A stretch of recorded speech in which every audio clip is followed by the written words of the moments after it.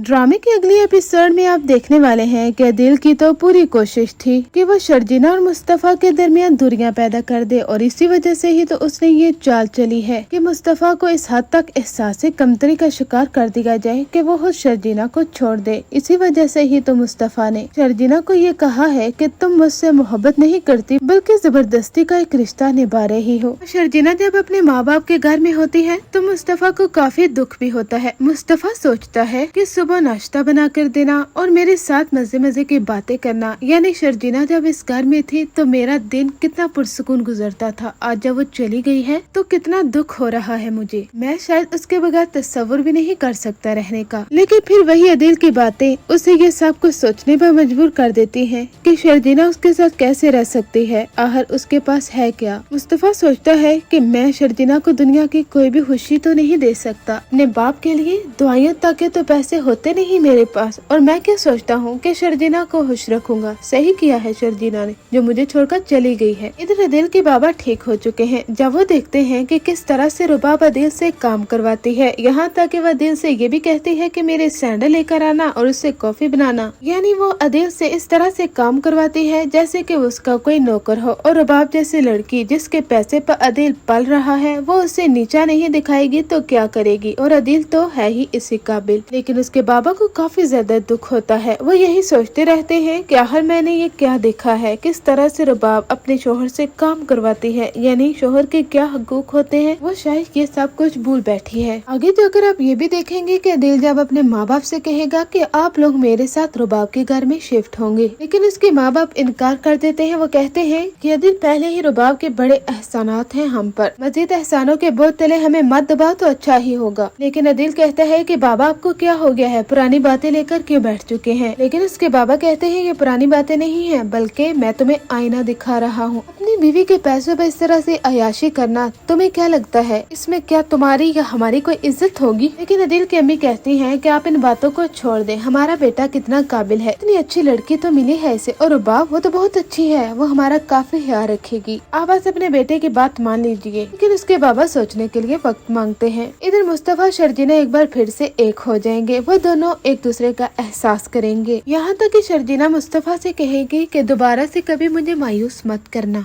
क्योंकि मैं बर्दाश्त नहीं कर सकती मुस्तफा कि तुम इस तरह के अजीबोगरीब बातें करो, इस तरह से मुझे सताते रहो, क्योंकि अब मैं लौट आई हूँ। अगर दोबारा से वापस चली गई ना तो पलट कर नहीं आऊंगी। लेकिन मुस्तफा से कहता है कि मैं ऐसा कुछ नहीं करूँगा। तुम तो सोच भी नहीं सकती कि जब से तुम गई थी मेरा तो दिन गुजरने को नहीं आता था। ड्रामे में ट्विस्ट तो उस वक्त आता है जब मुस्तफा अदील और रुबाब की बातें भी सुन लेता है। रुबाब और अदील काफी ज्यादा लड़ते हैं तो रुबाब अदील से कहती है कि अपनी अक्स पर नजरें क्यों जमाए बैठे हो। मेरी बात याद रखना अदील, जो मुझे चीट करता है ना उसे मैं छोड़ती नहीं हूँ। मेरा नाम रुबाब है। मेरे डैड मुझे कहते रहे हैं कि मैं तुम्हारे साथ शादी न करूँ और किसी अमीर तरीन शख्स के साथ शादी करूँ, लेकिन नहीं, मेरे पास पैसा बहुत था लेकिन मुझे पार्टनर चाहिए था तो मुझसे मोहब्बत करे। अदील कहते हैं कि रुबाब तुम क्यों इनसिक्योर फील कर रही हो शर्जीना से। लेकिन रुबाब कहती है कि मैं और उससे इनसिक्योर होंगी, क्या तुम जानते भी हो कि उसकी क्या औकात है। लेकिन रुबाब दिल दिल में जानती है कि वो किस हद तक जेलस होती है जब अदील उसकी तरफ देखता है। अदील उसे कहता है कि वो अपने शोहर से इतनी मोहब्बत करती है, उसके लिए चाय बनाना, ब्रेकफास्ट बनाना, लेकिन नहीं, क्या कभी तुमने मेरे बारे में सोचा है कि